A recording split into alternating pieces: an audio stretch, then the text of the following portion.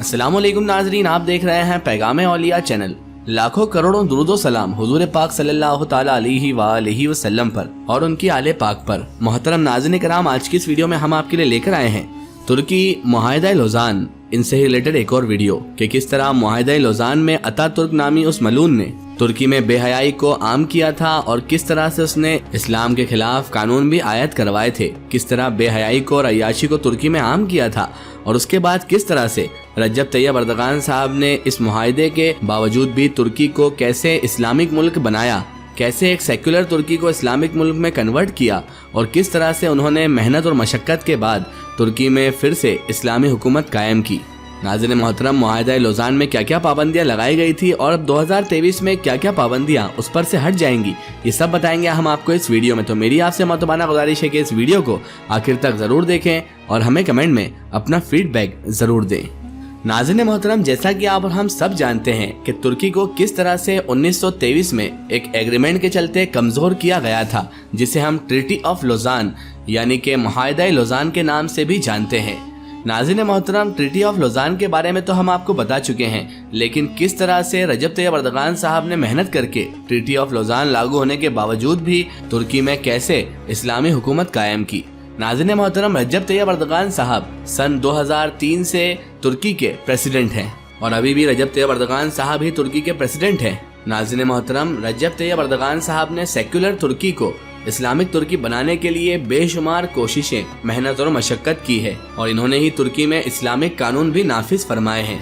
दोस्तों, अगर तुर्कों की पुरानी तारीख हम देखें तो 1299 ईस्वी से लेकर 1923 ईस्वी तक तुर्की इस्लाम का मरकज बना रहा और खिलाफत उस्मानिया कायम रही, जिसे आज हम द ओटोमान एम्पायर और खिलाफत उस्मानिया या सल्तनत उस्मानिया के नाम से जानते हैं, जो नाज़रीन मोहतरम एक बहुत बड़ी और बहुत अरसे तक चलने वाली एक ताकतवर खिलाफत, एक ताकतवर सल्तनत थी। नाज़रीन मोहतरम, आप खिलाफत उस्मानिया की ताकत का अंदाजा इस बात से लगा सकते हैं कि जब इसको तोड़ा गया था तो इस खिलाफत उस्मानिया से, सल्तनत से ही बहुत सारे मुल्क निकले। अर्मेनिया, इराक, शाम, उर्दुन, फिलिस्तीन, बल्गारिया, यूनान, मक्का और मिस्र जैसे बहुत सारे मुल्क सल्तनत उस्मानिया में ही आया करते थे और इसे तोड़ने के बाद 40 से भी ज्यादा मुल्क वजूद में आए थे। दोस्तों, खिलाफत उस्मानिया, जिसको हम इंग्लिश में द ग्रेट ओटोमान एम्पायर भी कहते हैं, जब ये खिलाफत उस्मानिया टूटी दोस्तों, तो तुर्की को एक सेक्युलर मुल्क बना दिया गया था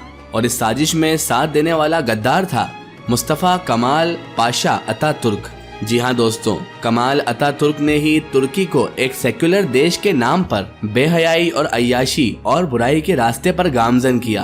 हर तरफ बेहयाई फैल गई, बुराई फैल गई, जिसके असरात आज तक तुर्की में मौजूद हैं। दोस्तों, अतातुर्क ने हर वो काम किया था नाज़रीन मोहतरम जिससे इस्लाम रोकता है, जो इस्लाम के खिलाफ काम होते हैं, वही अतातुर्क ने कानून बनाकर तुर्की में नाफिज किए थे। 1923 में ही पहले जंग अजीम के बाद खिलाफत उस्मानिया के खिलाफ मगरिबी ममालिक, मगरिबी देश जो थे वो खड़े हो गए थे, जिनमें फ्रांस, जर्मनी और इंग्लैंड शामिल थे। इन्होंने तुर्की पर दबाव डाला। जब खिलाफत उस्मानिया कमजोर हो चुकी थी तो तब तुर्की पर दबाव डालकर इन्होंने एक मुआहिदा किया जो कि 100 साल का था, जिसको ट्रीटी ऑफ लौज़ान कहते हैं और हम अपनी उर्दू लैंग्वेज में मुआहिदा लौज़ान। तुर्की उस वक्त नाज़रीन मोहतरम अतातुर्क पाशा के कंट्रोल में ही था और हुकूमती डिक्टेटर होने के नाते इसी ने यानी कमाल अतातुर्क ने ही इस मुआहिदे पर, इस एग्रीमेंट पर साइन यानी दस्तखत भी कर दिए थे और इसी के बाद 3 बर्रे आज़मों पर फैली हुई खिलाफत उस्मानिया खत्म हो गई। इसका खात्मा इन सब दुश्मनाने इस्लाम ने मिलकर कर दिया। खिलाफत उस्मानिया के जो आखिरी सुल्तान थे और उनके पूरे खानदान को अपने ही मुल्क से दरबदर कर दिया गया था और उनकी सारी जायदादों को, सारे मालो दौलत को जब्त भी कर लिया गया। इस्लाम और खिलाफत के नाम पर कमाल अतातुर्क और दुश्मनान इस्लाम ने मिलकर पाबंदियां लगा दी और एक इस्लामी हुकूमत के मरकज को सेक्युलर तुर्की बना दिया गया।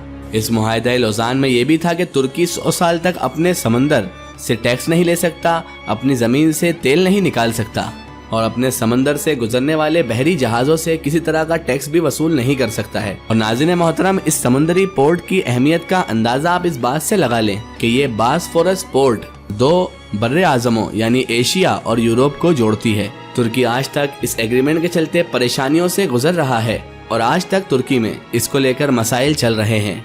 और वजह यही है, इन दो चीजों ने यानी तेल और समुद्री टैक्स ने तुर्की को बहुत कमजोर किया हुआ है। इस मुआहिदा, इस एग्रीमेंट की वजह से ही तुर्की 100 सालों से तेल भी नहीं निकाल पा रहा अपनी जमीन से ही, और समुद्री जहाजों से वो टैक्स भी वसूल नहीं कर पा रहा है। लेकिन दोस्तों, जैसे ही 2023 चालू हुआ है, यूरोप की और जो दुश्मनाने इस्लाम मुल्क हैं उनकी नींदें उड़ी हुई हैं, क्योंकि 2023 की शुरुआत हो चुकी है। अब तुर्की खुद मुख्तार होगा और तुर्की अब पूरी तरह से आज़ाद भी होगा। नाज़रीन मोहतरम, जैसा कि आप और हम सब जानते हैं कि तुर्की के सदर रजब तैयब अर्दगान साहब इस्लाम से कितनी मोहब्बत करते हैं, इस्लाम से कितनी अकीदत रखते हैं, और अर्दगान साहब पूरी ताकत लगाएंगे कि तुर्की पहले की तरह इस्लामिक खिलाफत को कायम कर ले और इस्लामिक हुकूमत बन जाए। तैयब अर्दगान साहब इस्लाम से बेहद मुखलिस हैं और हर मुसलमान मुल्क के साथ मुश्किल में खड़े भी होते हैं। इसीलिए तुर्की के बहुत सारे इलाकों में तो रजब तैयब अर्दगान साहब को सुल्तान भी कहा जाता है, जिनकी वजह से खिलाफत उस्मानिया के दौर की यादें ताज़ा हो जाती हैं। इसीलिए पूरी दुनिया को और इस्लामी दुश्मन मुल्कों को सबसे ज़्यादा यही फिक्र है कि तैयब अर्दगान साहब कहीं फिर से तुर्की को इस्लामिक हुकूमत के तरफ न ले आएं, खिलाफत उस्मानिया फिर से कायम ना हो जाए। और यही वजह है दोस्तों कि आपको शायद याद होगा कि 15 जुलाई 2016 को तुर्की में बाहरी इस्लामी दुश्मन मुल्कों की वजह से फौज ने ही बगावत कर दी थी और मुल्क में अफरा तफरी मचा दी थी, और ये किसने करवाया था ये सभी जानते हैं। लेकिन दोस्तों, उस वक्त भी और आज भी तुर्की के लोग अर्दगान साहब से बेहद मोहब्बत करते थे। जब अर्दगान साहब ने वीडियो पैगाम में कहा, वीडियो मैसेज में कहा कि सब अपने घर से निकल जाओ, तो सारी आवाम अपने सदर के लिए घर से निकल आई और फौज से लड़ना भी शुरू कर दिया। और यहाँ तक के लोग तो टैंकों के सामने लेट गए और उन्होंने साफ तौर पर सेना को यानी फौज को भी कह दिया कि हमारे ऊपर से भले ही तुम टैंक गुजार दो, हमें मार दो, लेकिन हम हमारे सदर रजब तैयब अर्दगान साहब को अरेस्ट तो नहीं करने देंगे, ना ही उन्हें किसी तरह का कोई नुकसान पहुंचाने देंगे। और इस तरह आवाम ने मिलकर अपने सदर रजब तैयब अर्दगान साहब की हुकूमत को भी बचा लिया और सबको बता दिया कि हमारा सदर है और यही हमें इस्लामी हुकूमत की तरफ ले जाएंगे। लोगों की अपने इस लीडर से ऐसी मोहब्बत की मिसाल तारीख में बहुत कम ही देखने को मिलती है नाजरीन। और इस तरह दोस्तों, आज तक तुर्की में ढेर मारी साजिशें हुई, बहुत सारी षड्यंत्र रचे गए, लेकिन आज तक कोई भी कामयाब नहीं हो सका। आज भी तमाम मुसलमानों की आंखें इस्लाम के इस अजीम लीडर तैयब अर्दगान साहब पर ही हैं और बहुत सारे सवाल सबके जहनों में घूम रहे हैं कि अर्दगान साहब सन 2023 के बाद अब क्या करेंगे। क्या खिलाफत उस्मानिया में जो मुल्क आया करते थे, तैयब अर्दगान साहब उन मुल्कों को फिर से मिला पाएंगे? क्या तुर्की पहले की तरह फिर से इस्लामिक हुकूमत का मरकज बन जाएगा? क्या तुर्की खिलाफत उस्मानिया का निज़ाम फिर से नाफिज करेगा? नाज़रीन मोहतरम, ये तो अल्लाह उसका रसूल ही बेहतर जानता है और ये तो हमें वक्त ही बताएगा कि अब क्या होगा। बस हमें तो इन सब मामलात से अच्छी उम्मीदें हैं। अल्लाह तबारक व तआला से यही दुआ है कि अल्लाह ताला तुर्की और सभी इस्लामिक ममालिक की हिफाजत फरमाए और सभी को इत्तेहाद से रहने की तौफीक अता फरमाए और दुश्मनों के शर से तुर्की को और तमाम उम्मत मुस्लिमा के चाहने वालों को बचाए रखे। आमीन सुम्मा आमीन। वीडियो पसंद आई हो तो कमेंट में आमीन जरूर लिखें और हमें अपनी राय जरूर दें। इस वीडियो को ज़्यादा से ज़्यादा शेयर करें और इसे तमाम इंसानों तक जरूर पहुँचाएं। सो फिर हाजिर होते हैं आपके लिए एक और बेहतरीन वीडियो के साथ। तब तक के लिए खुदा हाफिज। अस्सलामु अलैकुम।